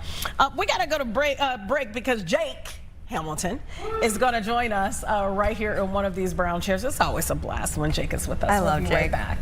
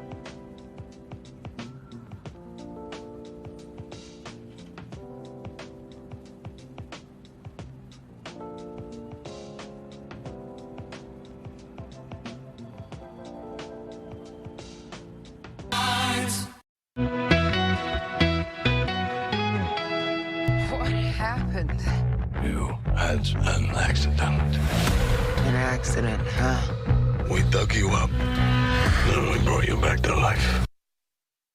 Jakey Jake. Interesting. This one looks intense. It does, and Jake got a chance to actually talk with the stars of The Bride. Yeah, so this is pretty interesting, and believe it or not, it actually has some pretty strong local connections. So it's this new movie coming out on Friday called The Bride, and when they say The Bride, what they mean is The Bride of Frankenstein. Okay. So basically, did you ever see Bonnie and Clyde? I have. Imagine Bonnie and Clyde, but if instead of Bonnie and Clyde, it were The Bride and the Bride of Frankenstein. Ooh. You know, 1930s, old school cars, Tommy guns. Okay. It's really interesting. Christian Bale plays the creature, you know, Frankenstein. Jessie Buckley, who is about to win the Oscar for Best Actress for Hamnet, plays the Bride of Frankenstein. It's actually directed by actress Maggie Gyllenhaal, a sister of Jake Gyllenhaal. And what's kind of interesting is it reunites Christian Bale and Maggie Gyllenhaal. They filmed a little movie in Chicago a few years back called The Dark Knight. Okay. Which, you know, went Not on little, to do. not little. And what's actually kind of interesting is the movie itself actually takes place in the city of Chicago. So there's so many Chicago connections to it. So we had the chance to chat with all of them. It was very early in the morning. They were in London, but we spoke with Jessie about the original actress who played the Bride of Frankenstein back in the 30s. We talked with Christian Bale, who is no stranger to makeups and physical transformations. And with Maggie, I wanted to know what it was like actually working with Christian Bale again, but not as his co-star, but this time as his director. Help! Help!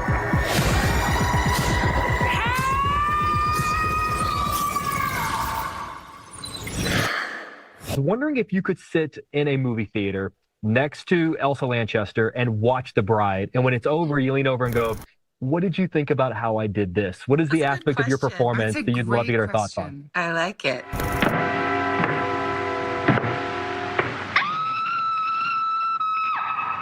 Could I sit beside her? Yeah, I think I could. You know, I think I'd be definitely curious to have a dirty martini and chat with her about what it was like for us both to play Mary Shelley and the bride, and what are the bits that that were kind of revealed to us in creating those characters at very different times of the world and of life. Like, what an interesting idea.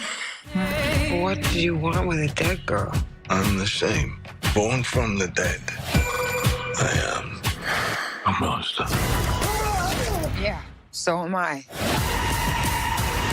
The physical transformation by the unbelievable makeup team is so incredibly cool. And obviously, you're no stranger to a physical transformation for your roles, but you often do them yourself. So I'm sort of curious, whether it's the machinist or Vice or the fighter, how does a physical transformation affect you differently if someone else is responsible for it? Yeah, you're on the money with that one. Like, because, you know, someone like the machinist, I just did that myself.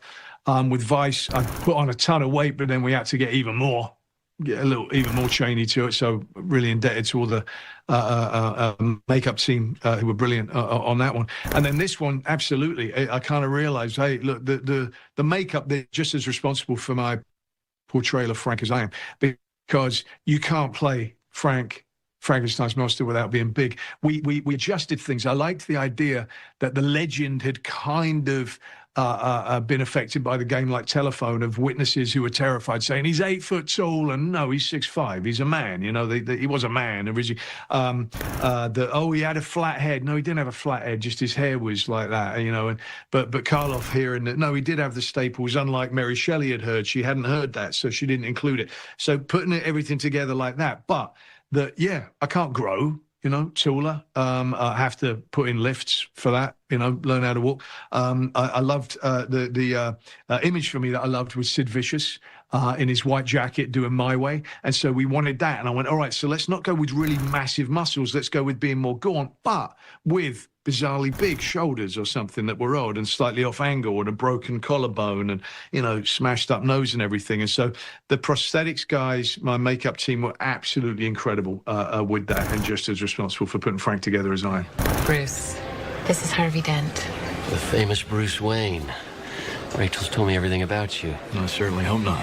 Maggie, I'm talking to you in Chicago. And so not only do I love that so much of the story is set in Chicago, I love that it brings you and Christian Bale back to our city in a way. And obviously your relationship with him is different on this film than it was The Dark Knight. And I'm just really curious how that affects communication. Like, what is the difference in how you communicated with Christian on The Dark Knight as an actor versus how you communicate with him as a director and an actor?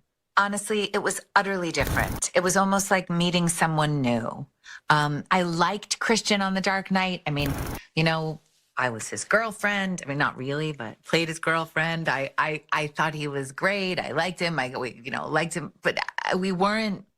I also had a 6-month-old. We weren't like super close, you know. And when I asked him to do this, I mean, it's like, yeah, I knew him a little, but it felt like reaching out to almost to a stranger. I had barely seen him since then.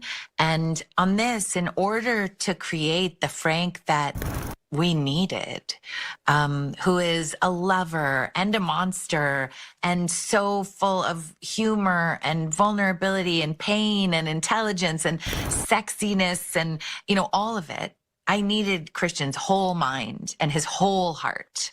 Like, nothing else would do. And so we had a completely different interaction and relationship. I mean, it was like we actually became friends. We actually became, I think, real colleagues and real partners in a way that, to be honest, in The Dark Knight, I didn't have all that much to do. You know, I mean, I couldn't get involved in that deep of a way, you know. The bride of Frankenstein. No. Just the bride.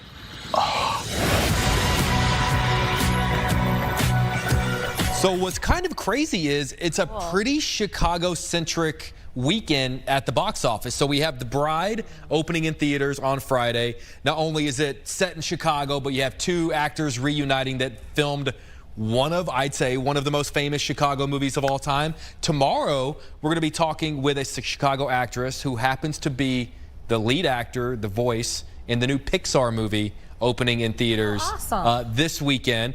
It's honestly one of my favorite. It's called Hoppers. It's one of my favorite Pixar movies in years. It involves beavers. And it's about humans who are able to, I won't ruin it for you, but the lead actress, who's a fantastic young actress from Chicago. And she tells a great story about the fact that, you know, as an actor, you are trying to get that, you're waiting on that phone call. You know, that says, you landed it. You got that big role, right? And she's waiting on the call from Pixar. She picks it up, and they tell her, you didn't get the part. And 2 weeks until they came back around. But for 2 weeks, she had to live with not getting this part. So they call her back and say, you got it? We made a mistake. How does that happen? Have you? I don't think it happened. What was the mistake? That's crazy. Well, we'll hear more from her tomorrow. She's really fantastic. But it was great getting to talk with the folks, you know, the kind people at Warner Brothers. They wanted us to go out to London to talk with them, but we can't miss the show. I tell them, listen, we gotta stay here. We gotta stay in Chicago. But I also felt like it being such a Chicago movie with such Chicago ties, it was nice to actually be talking with them in Chicago.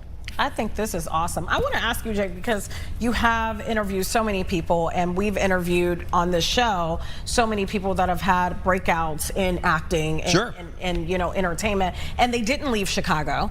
Is that becoming more of a thing where, like, you can stay right where you are in a city like Chicago and still get a Pixar role? I think so. I honestly think that's the case. Though I do, and look, I'm obviously biased in favor of the city. I do think it is something about the city of Chicago. I think there are so many opportunities here.